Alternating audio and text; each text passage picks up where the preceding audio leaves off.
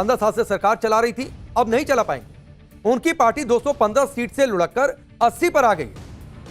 ममता बनर्जी हार गई हैं, लेकिन कैसे हारी इसकी विवेचना अभी भी हो रही है। पूरा उनका खेमा नर्वस है, कभी हार मानने को नहीं तैयार है, कभी एसआईआर पर ठीकरा फोड़ा जा रहा है, कभी चुनाव आयोग को कोसा जा रहा है। लेकिन पाठशाला में हम आपको एक ऐसा फैक्ट बता रहे हैं जो ममता बनर्जी की हार में बड़ी वजह है, और यह फैक्टर है मुस्लिम वोटर, जिसको लेकर दावा ठोका जा रहा था कि वो तो हमारा ही हिस्से का है, कोई उस पर डाका नहीं डाल सकता। ऐसा नहीं है कि मुस्लिम वोट ममता बनर्जी को नहीं मिले, खूब मिले, भरपूर मिले, लेकिन जिस तरह से एकजुट हिंदू एक तरफ हुए, मुस्लिम वोट बैंक में सेंधमारी लगती दिखाई दी, यह सब कुछ एक साथ हुआ और बड़ा अंतर पैदा कर। बंगाल की मुस्लिम बहुल सीटों में क्या हुआ, वो एक तस्वीर आप देखिए। मुर्शिदाबाद, मालदा, उत्तर दिनाजपुर, दक्षिण 24 परगना और बीरभूम जिलों में कुल 85 सीटें मुस्लिम बाहुल्य हैं। 2021 में इन 85 में से 75 सीट टीएमसी ने जीत ली थी और सिर्फ 9 सीट बीजेपी को मिली थी और 1 सीट गई थी अन्य के खाते में। लेकिन इस बार के चुनाव का आंकड़ा आप देखिए, टीएमसी को 44 से मिली, बीजेपी 35 पर पहुंच गई और अन्य के खाते में 6 सीट गई। यानी वहां पर हिंदू तो एकजुट हुआ, मुस्लिम वोट बैंक में भी सेंधमारी हुई। यानी टीएमसी को 31 सीट का नुकसान हो गया सीधे इन मुस्लिम बहुल सीटों पर, जबकि बीजेपी को सीधे सीधे 26 सीट का फायदा हो गया। लोग कहते रहे ये अंतर पैदा कर गया, लेकिन सवाल यह भी है कि ममता बनर्जी को भाई ये नुकसान हुआ क्यों? इसकी खोज में जो वजह सामने आती है उसमें बंगाल के ओवैसी माने जाने वाले हुमायूं कबीर का नाम टॉप पर बताया जा रहा है। भाई खुद 2 सीट जीत गए, लेकिन डेंट बढ़ा दिया, और दोनों सीट हालांकि खुद ही जीती, 1 सीट छोड़नी भी पड़ेगी। चुनाव से ठीक पहले ममता बनर्जी और हुमायूं कबीर में ठन गई थी। हुमायूं कबीर ने अपनी पार्टी बना ली, नाम रखा था आम जनता उन्नयन पार्टी, और बंगाल के मुर्शिदाबाद में बाबरी मस्जिद बनाने का ऐलान कर दिया, नींव भी डाल दी, काम भी शुरू कर दिया, ईंट भी गिरवा दी। मुस्लिम वोटर्स ने यह सब देखा तो जाहिर सी बात है उन्हें लगा कि यूपी का बदला शायद बंगाल में पूरा हो जाएगा। मुस्लिम वोटर्स में एक बड़ा वर्ग बाबर के नाम पर मस्जिद के खिलाफ भी था, यह भी सच है। वो ये कहता था मस्जिद बनाओ, बाबर के नाम पर क्यों रखोगे? लेकिन यह भी सच है कि एक वर्ग इसके समर्थन में भी था, और एक बड़ा वर्ग ऐसा भी था जो न्यूट्रल भी था कि इस पचड़े में नहीं पड़ना है। पूरी रणनीति के तहत हुमायूं कबीर ने 143 उम्मीदवारों को मैदान में उतारा। अब भले 2 सीट जीते, 2 सीट खुदे जीते, लेकिन टीएमसी को बड़ा डेंट पहुंचा गया। हुमायूं कबीर ने मुस्लिम बहुल इलाकों में टीएमसी को बड़ी चुनौती दी। आप देखिए कि उनकी पार्टी एजेयूपी खुद तो बड़ी पार्टी नहीं बनी, लेकिन कई जगहों पर वोट कटर फैक्टर बन गई, यानी वोट कटवा बन गई। खास तौर पर मुस्लिम वोटों के बंटने से बीजेपी को इनडायरेक्ट फायदा मिल गया, जो आरोप लग भी रहे थे चुनाव से पहले। हुमायूं कबीर रेजी नगर और नौदा सीट पर जीत दर्ज कर चुकी है। पिछली बार ये दोनों सीट तृणमूल कांग्रेस के खाते में थी, तो 2 सीट तो सीधे यहीं से कम हो गई। बेलडांगा सीट है जहां पर हुमायूं कबीर ने बाबरी मस्जिद बनाने की घोषणा की और चंदा इकट्ठा किया, वो सीट बीजेपी ने जीती। आप सोचिए कितनी गजब बात है, जहां बाबरी मस्जिद बनने की बात, वहीं पर बीजेपी जीती। बेलडांगा में बीजेपी ने 13,000 के मार्जिन से टीएमसी को हरा दिया, जबकि एजेयूपी उम्मीदवार को 46,000 वोट मिले। तो काटा वोट ना, अगर ये नहीं होते बाबरी, हुमायूं नहीं होते और बाबरी का बात नहीं हुआ रहा था, तो ये वोट कहां जाता? टीएमसी को जाता। यही नहीं, मालदा की मणिकचक और वैष्णव नगर सीट जहां 47% मुस्लिम आबादी है, वो भी बीजेपी ने जीती। इसी तरह 24 नॉर्थ और साउथ परगना जहां पर 30% मुस्लिम आबादी, वहां की 64 सीटों में पिछली बार बीजेपी सिर्फ 5 जीती थी, लेकिन इस बार उसे 34 सीट मिल गई। हुमायूं कबीर की पार्टी ने भले कोई कमाल ना किया, भले खुद अकेले बहुत बड़ा झंडा ना गड़ पाए हो, लेकिन ममता बनर्जी की पार्टी को झंडा गाड़ने से रोक दिया।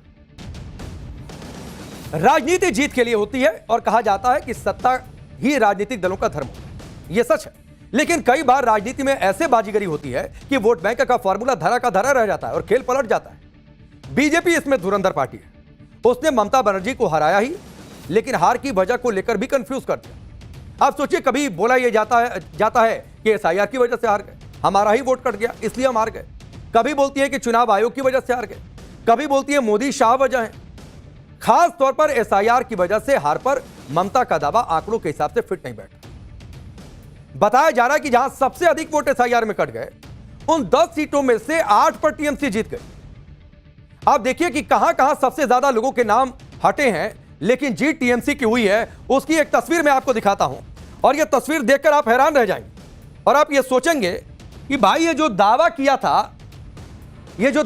गया था कि टीएमसी हार गई है, एसआईआर में वोट कट गए, उसकी वजह से वो दावा गलत साबित हुआ। यानी आप एक लाइन में समझिए कि जहां वोट कटे वहां पर दीदी जीत गई। और कैसे जीती है उसकी एक तस्वीर मैं आपके सामने रखूंगा और आप इस आंकड़े को बहुत ध्यान से देखिएगा, क्योंकि ये आंकड़े पूरे इस कहानी को, इस नैरेटिव को सेट कर देंगे। अलग अलग जगहों की बातचीत हो रही है। सबसे पहले बातचीत है एक सीट शमशेरगंज है। इस शमशेरगंज में दीदी की पार्टी को जीत मिली, लेकिन आप यहां पर वोट कितने कटे हैं ये आप आंकड़ा देखिए कि यहां पर वोट कटे हैं 74,775। तो भाई 74,775 वोट कट गए शमशेरगंज में, तो जीत कैसे गई? अगर आप ही का वोट कट रहा था तो फायदा किसको मिला? एसआईआर का टीएमसी को मिला। एक और सीट है और सीट का नाम है लाल गोला। लाल गोला में भी दीदी की पार्टी जीत गई है, लेकिन इस लाल गोला में वोट कितने कटे हैं यह भी आप जान लीजिए, 55,420। तो भाई 55,420 वोट कट गए, फिर भी आप जीत गए। एक और सीट का नाम मैं आपके सामने रखता हूं और यह सीट है भगवान गोला। भगवान गोला में भी मुकाबला था और जबरदस्त मुकाबला था, लेकिन भगवान गोला में भी टीएमसी की पार्टी चुनाव जीती है। और आप जानते हैं कितने वोट से जीती है? उसकी तस्वीर भी देखिए, 47,993 वोट से। तो भाई कहां से आपकी थ्योरी सही थी? एक और सीट है रघुनाथगंज।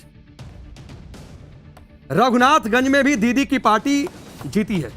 यह उन्हीं 80 सीटों में यह भी रघुनाथगंज है जहां पर दीदी जीती है। रघुनाथगंज में 46,100 इतने वोट से, इतना वोट कम हुआ था वहां। एक और जगह है, आप ये देखिए, इस जगह का नाम है, एक और सीट है जहां पर टीएमसी जीती है और यह सीट है मेटिया बुर्ज। मेटिया बुर्ज में भी दीदी जीती हैं, लेकिन आप जानते हैं यहां पर कितना वोट कटा?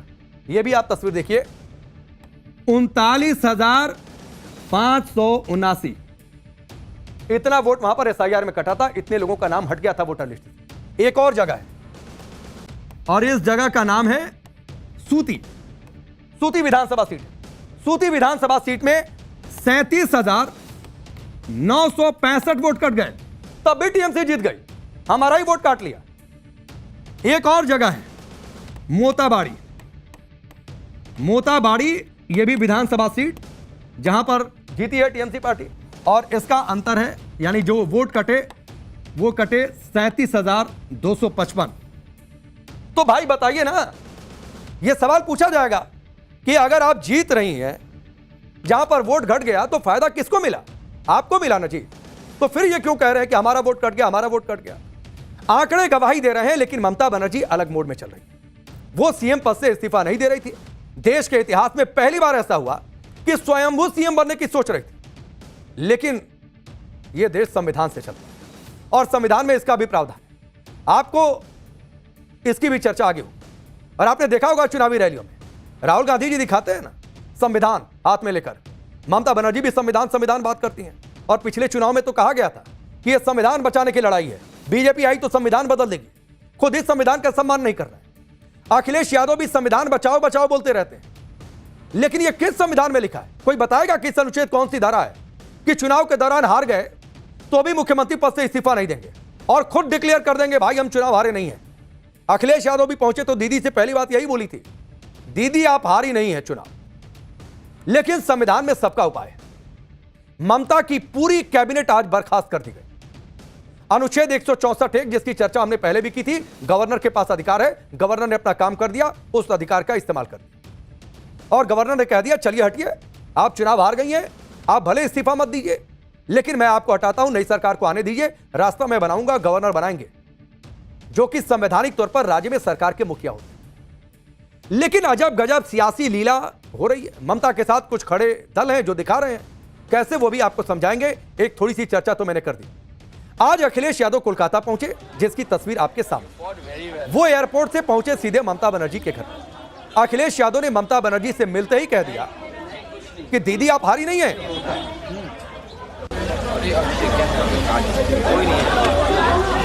You fought very well. नहीं कुछ नहीं, ये कुछ नहीं होता है। देखिए आप इतना अच्छा लड़े, उससे आप हारे नहीं है। नहीं, आप हारे नहीं है, आप हारे नहीं है, हारे नहीं है। अखिलेश यादव ने यह भी कहा कि ममता बनर्जी का फैसला सही, बीजेपी ने वोट चोरी की है, सभी पार्टियां उनके साथ हैं। सुनिए। मैं लोकतंत्र और जिस तरीके से आदरणीय दीदी को अपमानित किया, उनके कार्यकर्ताओं को वोट नहीं डालने दिया, क्या जिम्मेदारी सेंट्रल फोर्स की है? क्या आप इलेक्शन को इस तरह कराएंगे कि आप वहां पर एजेंट्स को नहीं बैठने देंगे, पॉलिटिकल पार्टी के एजेंट्स को नहीं बैठने देंगे? यही लोकतंत्र को सबसे बड़ी हत्या कर रहे हैं बीजेपी के लोग मिलकर के, वो भी इलेक्शन कमीशन से। इसलिए सभी पॉलिटिकल पार्टी से हमारी अपील होगी कि कम से कम इस सवाल पर हम सब एक दिखाई देंगे। चुनाव होता है, नतीजे आते हैं, आरोप प्रत्यारोप होते रहते हैं, लेकिन जिस तरह से ममता बनर्जी अड़ गई थी, ऐसा पहले कभी नहीं हुआ। आप देखिए कि अखिलेश यादव खुद ममता बनर्जी के सपोर्ट में आए, लेकिन जब उनकी सत्ता गई थी तब उन्होंने भी सीएम पद से इस्तीफा दे दिया। नहीं कहते कि मैं हारा नहीं हूं, हराया गया। इसी तरह संजय राउत कह रहे हैं कि ममता बनर्जी का इस्तीफा नहीं देना आंदोलन का हिस्सा है, लेकिन जब महाराष्ट्र में शिवसेना की सरकार गिरी थी तब उद्धव ठाकरे को भी इस्तीफा देना पड़ा था, रोक लेना था। इधर राहुल गांधी भी ममता बनर्जी के सपोर्ट में, लेकिन तमिलनाडु में कांग्रेस के समर्थन से चल रही स्टालिन की सरकार गिर गई तो स्टालिन भी जाकर इस्तीफा दे। साफ है, ममता बनर्जी के बहाने पूरा इंडी गठबंधन अपनी अपनी सियासी रोटी सेक रहा है और ममता बनर्जी को चने के झाड़ पर चढ़ा रहा है। यह हो रहा है। अब अखिलेश यादव भले ही कोलकाता में ममता दीदी के साथ खड़े हुए खुद को दिखा रहे हैं, लेकिन उत्तर प्रदेश में सुहेलदेव भारतीय समाज पार्टी के चीफ हैं ओम प्रकाश राजभर, वो अखिलेश यादव पर अजीबोगरीब बात कहते देखे। उन्होंने शोले फिल्म का डायलॉग बोल दिया और कहा कि बंगाल के रिजल्ट के बाद अखिलेश यादव बेहोश हो गए थे। सुनिए। अखिलेश जी वो जान गए हैं, जब बंगाल का रिजल्ट आया तो 4 घंटा बेहोश बैठे थे। पूछ लीजिएगा उन्हीं से, 4 घंटे बेहोश बैठे थे कि अब क्या होगा। वो जैसे शोले फिल्म में गब्बर सिंह ने पूछा था कि तेरा क्या होगा कालिया। आज एक और अलग तस्वीर देखी टीएमसी सांसद महुआ मोइत्रा को। उन्हें उस समय असहज स्थिति का सामना करना पड़ा जब एक फ्लाइट में वो सवार थी और वहीं पर उनके खिलाफ नारेबाजी हुई। विमान में कुछ यात्री मौजूद थे और जैसे ही उन्होंने महुआ मोइत्रा को देखा तो चोर चोर और जय श्री राम के नारे लगाने शुरू कर दिए। अब फ्लाइट में नारेबाजी हुई तो टीएमसी सांसद महुआ मोइत्रा भड़क गए। उन्होंने इस घटना का वीडियो खुद अपने सोशल मीडिया पर डाला, बीजेपी समर्थकों पर निशाना साधा, अभद्र व्यवहार करार दिया और एयरलाइन से कार्रवाई की मांग की।